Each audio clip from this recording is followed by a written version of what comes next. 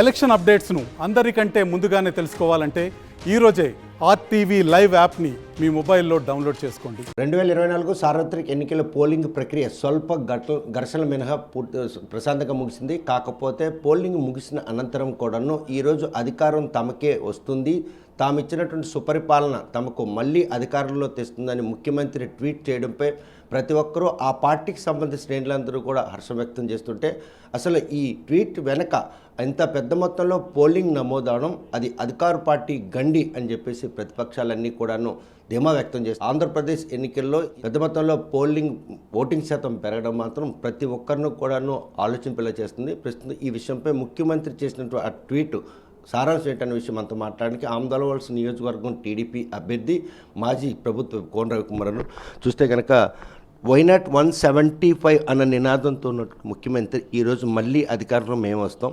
140 సీట్లు మాకే వస్తాయని చెప్పి ట్వీట్ చేశారు. ఏ విధంగా తీసుకోవచ్చు ఆ ట్వీట్? వైనాట్ 175 ఎక్కడికి వెళ్ళింది అంటే జగన్మోహన్ రెడ్డి మొదటి ఓటమిని ఒప్పుకున్నాడు. సుపరిపాలన అనేది లేదు అనేది తన నోటితో తనే చెప్పాడు. సుపరిపాలన అయితే వైనాట్ 175 అనాలి కదా. వైనాట్ 175ని పక్కన పెట్టి 140 వస్తాయని ఏనాడైతే జగన్మోహన్ రెడ్డి చెప్పాడో ఇది మొదటి ఓటమిని అంగీకరించాడు. సుపరిపాలన ఆంధ్ర రాష్ట్రంలో లేదు అనేది తనంతట తానే చెప్పాడు. విధ్వంస పాలన, అరాచక పాలన, దోపిడీ పాలన ఈ మూడుని ప్రజలు గమనించారు. ఇక్కడ ఉన్నటువంటి ప్రజలు ఎంత గమనించారో ఈ రాష్ట్రంలో కాక వేరే రాష్ట్రంలో వివిధ ఉపాధి కోసం వెళ్ళినటువంటి ప్రజలు కావచ్చు, చదువుకున్నటువంటి వాళ్ళు కావచ్చు, ఐటీ రంగంలో కావచ్చు, లేదా ఇతర పారిశ్రామిక రంగంలో ఉన్న వాళ్ళు కావచ్చు, దేశ విదేశాల్లో కూడా ఈరోజు 70 దేశాల్లో ఉన్నటువంటి తెలుగు జాతి కూడా కదిలొచ్చి ఈరోజు ఎన్నికల్లో పాల్గొన్నారనంటే ఈ ముఖ్యమంత్రి విధ్వంస పాలన అర్థమైంది. చూస్తే పోలింగ్ శాతం పెరగడం, ఈరోజు స్థానిక సంస్థలు ప్రాదేశిక ఎన్నికలకు ధీటుగా పోలింగ్ శాతం పెరిగింది. ఈ శాతం పెరగడం వెనక ప్రతిపక్షాలకు అనుకోవచ్చు, అధికార పార్టీకి ఒక అంటే ఓటమి సూచనగా భావించవచ్చు ఈ పోలింగ్ పర్సెంట్ పెరగడం. నేను ఈరోజు రివ్యూ చేసుకుంటున్నాను. నా నియోజకవర్గంలోనే చూస్తే కొన్ని గ్రామ పంచాయతీ ఎన్నికల్లో జరిగిన ఓటింగ్ కన్నా అనూహ్యంగా పెరిగాయి. ఇది కేవలం ఎవరైతే ఉపాధి కోసం సుదూర ప్రాంతాలకు వెళ్ళి ఈ రాష్ట్రం కోసం మళ్ళీ ఈరోజు వచ్చి ఓటింగ్లో పాల్గొనడం వల్లనే ఇంత జరిగింది. రెండవది కొంత ప్యూరిఫికేషన్ ఆఫ్ వాటర్ లిస్ట్. ఈ డెత్ అండ్ డబుల్ ఎంట్రీస్ ఏవైతే ఉన్నాయో డూప్లికేషన్స్ ఇవన్నీ కూడా కొంత ఎన్నికల యంత్రాంగం ఒక నెల రోజుల పాటు స్పెషల్ డ్రైవ్స్ పెట్టి కొంత బిఎల్ఓస్ని యాక్టివేట్ చేసి ఒక కొంత పర్సంటేజ్, ఇట్స్ నాట్ 100%, బట్ ఒక 30-40% of the voter list purification జరిగింది. అంటే మీరు ఇచ్చినటువంటి ఏవైతే ఓటర్ లిస్టులో ఎవరైతే చనిపోయిన వారి గట్రా ఇంకా చేర్చున్నారో వాటిని అనుకూలంగా ఓటు మార్చుకోవాలని అధికార పార్టీ చేసిన ప్రయత్నంలో మీరు ఇచ్చిన ఫిర్యాదు మేరకు ఈసీ స్పందించి ఆ ప్యూరిఫికేషన్ జరిగింది. ఎలా అనుకోండి, it is the responsibility of the EC. Purification of voter list, genuine voter లిస్ట్ని తయారు చేయాల్సిన బాధ్యత ఎన్నికల కమిషన్. ఫిర్యాదు మేము చేయక్కల. Is it not the responsibility of the election commission? Fair voter list ఉండాల్సిన ఫెయిర్ ఎలక్షన్ జరగాలంటే ఆదిలోనే దానికి మూలం ఏంటి? Voter list. ఫెయిర్ ఎలక్షన్ జరగాలంటే ఫెయిర్ వాటర్ లిస్ట్ ఉండాలి. సో అది కూడా నేను ఎన్నికల కమిషన్ ఏదో 90% సక్సెస్ అయిందని చెప్పను. నేను ఆన్ ఫీల్డ్ వెరిఫై చేశాను. ఓన్లీ 30-40% వెరిఫికేషన్ కొంత ప్యూరిటీ వచ్చింది. ఇంకా నిన్న జరిగిన ఘర్షణలకి ఏ అంశం ఈరోజు ఈ ఎన్నికల్లో దారితీసిందని చెప్పుకోవచ్చు? పలు చోట్ల జరిగింది జిల్లా వ్యాప్తంగా. కేవలం ఘర్షణలు కారణం జగన్మోహన్ రెడ్డి గత 5 సంవత్సరాలు ప్రతిపక్షాలను ఏ రకంగా అయితే వేధించడం, తప్పుడు కేసులు పెట్టడం, విధ్వంసం చేయడం, అందులో భాగంగానే కొనసాగించారు వాళ్ళ శ్రేణులు. గ్రామానికి ఒక సైకో తయారయ్యాడు. ఎన్నికల ముందు కూడా ఫర్ ఎగ్జాంపుల్ నా నియోజకవర్గంలోని రావికంటిపేటలో ఎన్నికల ఏజెంట్గా నువ్వు ఉంటావా అని చెప్పి నేను ఆ రోజు మార్నింగే ప్రచారానికి వెళ్ళాను. ఆ రోజు ఈవినింగ్ వాళ్ళ కుటుంబంలో ఇంట్లో నుంచి బయటికి తీసి వాళ్ళని కొట్టి, అంటే అది పెద్ద గొప్పతనం ఏం కాదు. మనం ఏదో చెప్పి కొట్టుకుంటే అప్పుడు ఎవడి బలాబలాలు తెలుస్తుంది. ఓటమి భయంతోనే ఇటువంటి దాడులు జరిగాయి. 100% ఓటమి భయంతోనే ఈ దాడులు. ఓటమి భయంతోనే ఎన్నికల పోలింగ్ స్టేషన్ దగ్గర గట్టు దాడులు. ఎలక్షన్ ఫెయిర్గా అవడానికి ఎవరు ఓటు వాళ్ళు వేసుకోవడానికి గొడవలు ఎందుకు వస్తాయి? కేవలం మీరు చూడండి అక్కడ కవ్వింపు చర్యలు అన్నీ కూడా వైసీపీ నుంచే ఉన్నాయి, ఒక పార్టీ నుంచే ఉన్నాయి కవ్వింపు చర్యలు. జనసేన మీద దాడి చేసినా, తెలుగుదేశం పార్టీ మీద దాడి చేసినా, భారతీయ జనతా పార్టీ మీద దాడి చేసినా వైసీపీ వాళ్ళే దాడి చేశారు. అయినా సరే దాన్ని ప్రజలను తిప్పికొట్టారు. దాడులు చేతులుగా భౌతికంగా ఉండొచ్చు, కానీ ప్రజలు ఓటు ద్వారా సమాధానం చెప్పారు.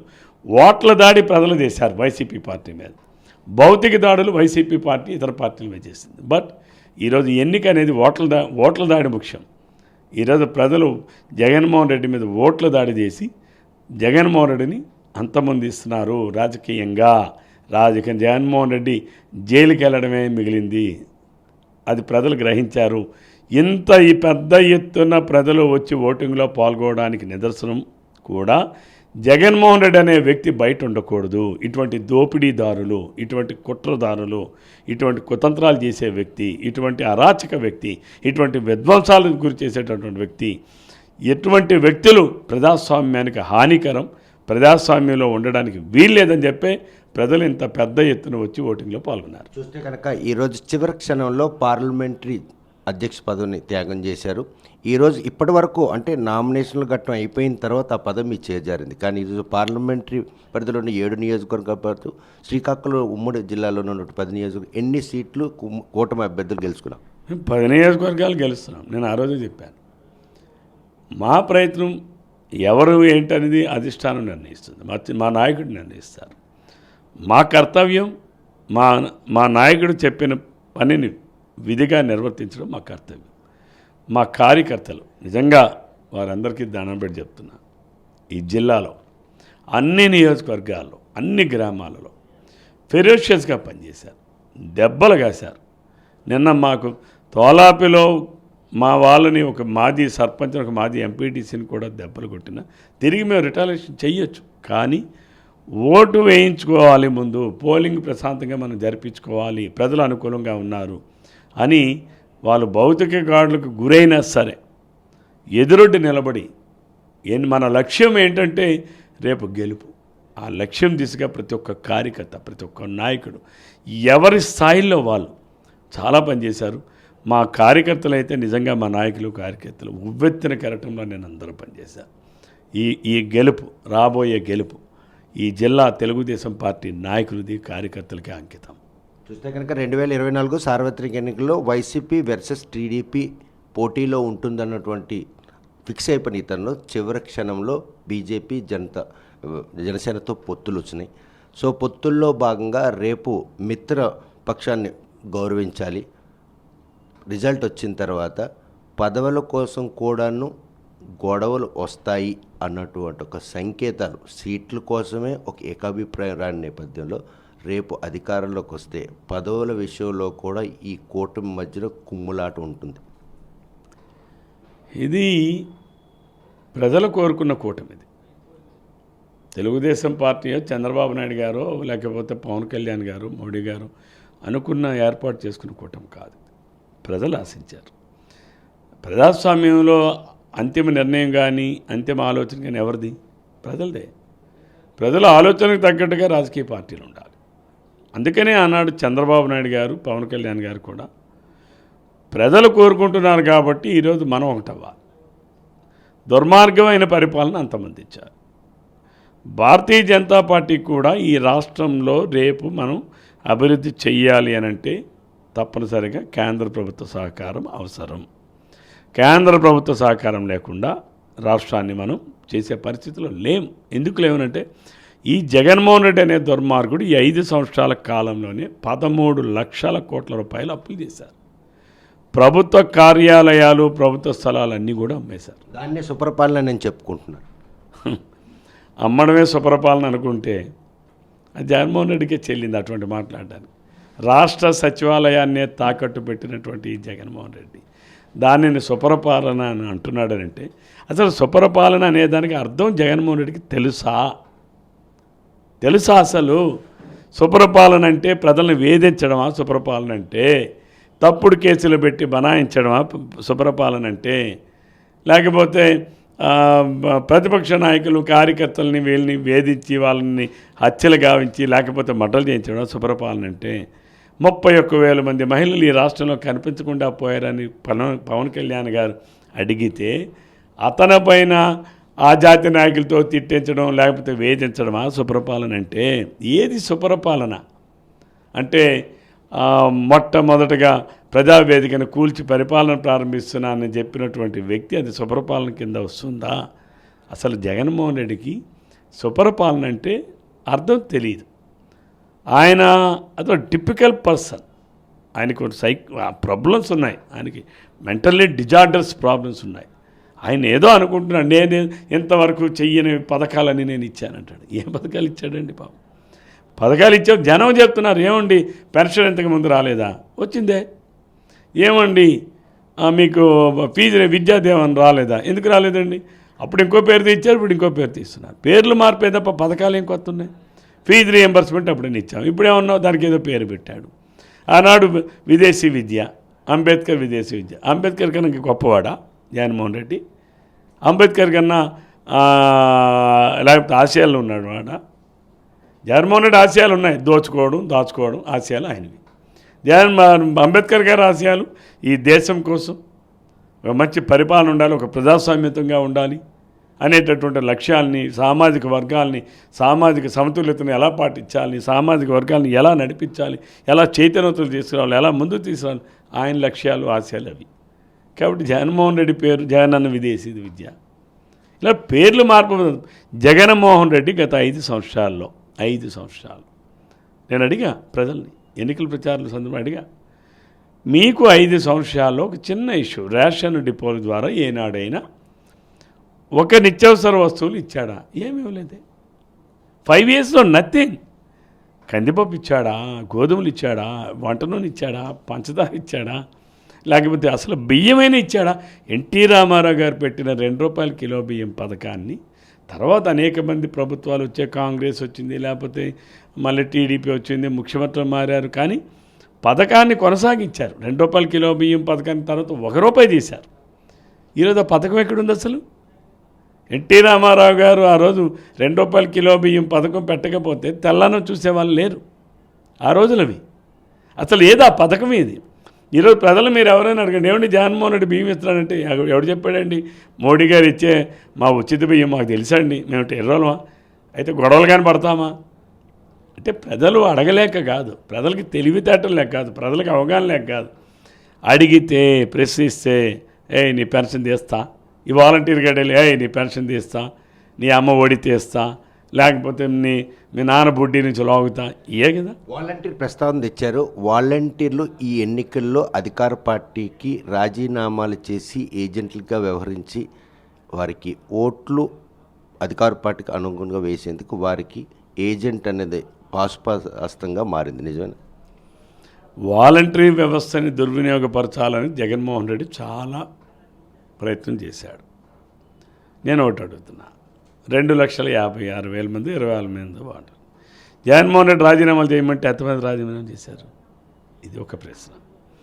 2,26,000 మందిని 2019లో నియామకం చేశాడు. జగన్మోహన్ రెడ్డి పిచ్చోడు కాబట్టి మెంటల్లీ డిజార్డర్ ఫెలో, ఆయనకు అర్థం కాదు. 2,26,000 మందిలో 2019 ఎన్నికల ప్రక్రియ వచ్చే నాటికి ఎంతమంది వాలంటీర్ని తొలగించారు? ఎంతమంది వాలంటీర్ని మళ్ళీ రిక్రూట్ చేసుకున్నారు? అంటే దాని అర్థం ఏంటి? ముందు నువ్వు వేసేటప్పుడు ఏమన్నాడు విజయసాయిరెడ్డి? 96% మంది మన కార్యకర్తలనే వేశాం. అంటే ఎవరిని తొలగించారు మీరు? 30% మీరు తొలగించారు కదా, వేరియస్ రీజన్స్. అంటే మీ కార్యకర్తలు మీరే తొలగించారు కదా, వాళ్ళు మీకెందుకు పనిచేస్తారు? ఇది ఒకటి. మీరు తర్వాత వేసిన వాళ్ళందరూ ఎవరు? న్యూట్రల్స్. వాళ్ళు ఏదో ప్రభుత్వం నుంచి ఒక 5,000 వస్తుంది నెలకి, మన ఇంటికి కాలక్షేపానికి మన ఇంటికి ఖర్చులకైనా సరిపోతుందని ఇదేను. వాళ్ళకి పార్టీలు ఎందుకు ఉండదు? వాళ్ళు బలవంతం చేస్తే రాజీనామాలు చేశారు. అలాగని వాళ్ళేమి ప్రచార సారథులు కాదు.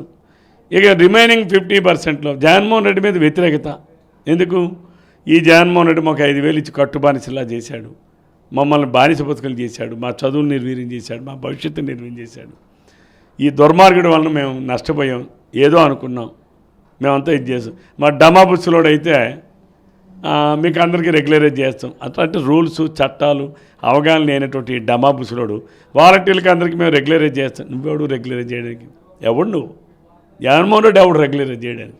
చేయగలడా జగన్మోహన్ రెడ్డి? చేసి చూపించమనండి. చట్టాలు ఏం చెప్తున్నాయి, రూల్స్ ఏం చెప్తున్నాయి అంటే ఇష్టం వచ్చినట్టు నోటికి ఏది వస్తుంది మాట్లాడడం. నేను రాజీనామాలు చేయమన్నారు. ఎంతమంది రాజీనామాలు చేశారు? రాజీనామాలు చేయకుండా ఉన్న వాళ్ళు ఉన్నారు కదా. రాజీనామా చేసిన వాళ్ళు కొంతమంది భయభ్రాంతులు గురి చేసి రాజీనామా చేసేవాళ్ళు. అంటే నీ వాలంటరీ వ్యవస్థే జగన్మోహన్ రెడ్డికి పాడి కట్టింది. మీకు అర్థం ఎలాబొరేట్గా ఎందుకు చెప్పానంటే జగన్మోహన్ రెడ్డికి రేపు పాడి కట్టింది కూడా వాలంటరీ వ్యవస్థ. అంటే వాలంటీర్లు, నేను వ్యవస్థను తప్పుపడ్డాను. వాలంటీర్లు ఎవరైతే నువ్వు నా కార్యకర్తలు నియమించావో నీ వాలంటీర్లే నీకు పాడి కట్టారు. రేపు ఈ వ్యవస్థను కొనసాగిస్తాం, పటిష్టంగా ఏర్పాటు చేస్తాం. ఇంకా దానికి కొన్ని చంద్రబాబు నాయుడు గారు ముందే చెప్పారు, మేము వాలంటీర్ వ్యవస్థను కొనసాగిస్తాం. ఎక్కడా కూడా మేము ఏ వ్యవస్థని మేము డిఫర్ కాలా, విభేదించాలా. మేము వ్యవస్థలో ఉన్న కొంతమంది వ్యక్తులు చేసే దౌర్జన్యాలు, అరాచకాలు, వాలంటీర్ అని పేరు చెప్పుకొని వాడేమో గాంజాయి కాసినాడు ఒకడు, గాంజాయి అమ్మినాడు ఒకడు, ఆ ఆడపిల్లల్ని ఏడిపించేవాడు ఒకడు, ఆడపిల్లల అగాత్యాలు చేసినాడు ఒకడు, ఆడపిల్లల్ని మటలు చేయనాడు ఒకడు, వాడు దొంగతనాలు చేసేవాడు ఒకడు, వాడు సారా కాసేవాడు ఒకడు, అట్లనే ప్రజలకు సొమ్ములు కాజేసి పారిపోయాడు ఒకడు. వీటిని విభేదించవా? ఇవి యాంటీ సోషల్ ఎలిమెంట్స్. అయితే ఆడు వాలంటీర్ అయితే అని మాట్లాడకూడదా? ఆడు వాలంటీర్ అయితే వాడి మీద ఫిర్యాదులు ఇవ్వరా? ఇలాంటి సంఘటనలు మనం పవన్ కళ్యాణ్ గారు కావచ్చు, చంద్రబాబు నాయుడు గారు కావచ్చు, స్థానికంగా మేము కావచ్చు, మేమందరం విభేదించింది వ్యక్తుల ప్రవర్తన విభేదించాం తప్ప వ్యవస్థను కాదు. ఈ వ్యవస్థను కొనసాగిస్తాం, పటిష్టంగా తయారు చేస్తాం, ప్రజలకు అందుబాటులోకి తీసుకెళ్తాం. అందుకని మేము చెప్పాం, జూలై 1వ తారీఖు నాడు 7,000 రూపాయల పెన్షన్ డబ్బులు మీ గడప ఎక్కి వచ్చి మీ తలుపు తట్టి మీ చేతికి ఇస్తామని చెప్పాను. దాని అర్థం ఏంటి? ఆ వ్యవస్థను కొనసాగిస్తున్నాను కదా. అందుకు కాబట్టి తప్పనిసరిగా ఏ వాలంటరీ వ్యవస్థలో ఉన్నటువంటి వ్యక్తులు ఎవరైతే ఉన్నారో వాళ్ళే జగన్మోహన్ రెడ్డిని పాడి మోస్తున్నారు. చూస్తే కనుక ప్రస్తుతం ముఖ్యమంత్రి చేసిన ట్వీట్లో సుపరిపాలనే ఈరోజు ఓటింగ్ % పెరగడానికి కారణం అని చెప్తూ, మరోవైపు మళ్ళీ అధికారంలోకి వస్తాం, ఇంకా బెటర్ పరిపాలన అందిస్తామని చెప్పినటువంటి ఆయన వ్యాఖ్యల్లో మాత్రం పోలింగ్ శాతం పెరగడం అనేది మాత్రం ఈరోజు ఆయన్ని గద్దె దించడానికి చేసినటువంటి ఓటింగ్ అని చెప్పి ఆయన అభివర్ణిస్తున్నారు. మరోవైపు ఏదైతే ఓటుతో ప్రజలు దాడికి చేస్తున్నారు, వైసీపీ మాత్రం అధికారం కోసం భౌతిక దాడులకు పాల్పడుతున్నా కూడా ప్రతిపక్షాలన్నీ కూడా మౌనంగా ఉంటున్నాయి. ఓటర్ డిసైడ్ అయ్యారు, కూటమికి పట్టం కట్టాలని వారు చేస్తున్న ప్రయత్నంలో తాము కూడా సమన్వయం పాటించి పోలింగ్లో జరిగిన ప్రతి ఘటనను కూడా తాము లైట్ తీసుకున్నాం. వారు చేసినటువంటి భౌతిక దాడులకు ప్రతిదాడిగా ఓటర్ ఈరోజు ఓటుతో తన తాలూకు అభిప్రాయం తెలియజేశారు. అందులో భాగంగానే ఇంత పెద్ద మొత్తంలో ఈరోజు పోలింగ్ శాతం పెరగడానికి కారణమైంది.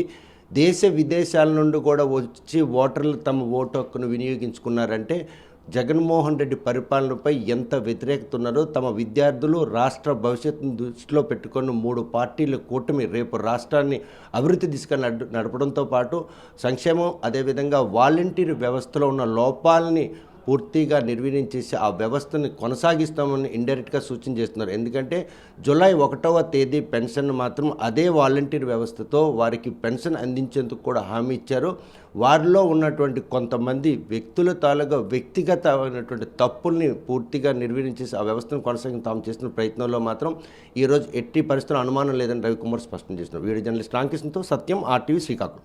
మరిన్ని వీడియోస్ కోసం ఛానల్ ని సబ్స్క్రైబ్ చేయండి, లేటెస్ట్ అప్డేట్స్ కోసం వాట్సాప్ ఛానల్ ని ఫాలో చేయండి, అండ్ లింక్ డిస్క్రిప్షన్ లో ఉంది.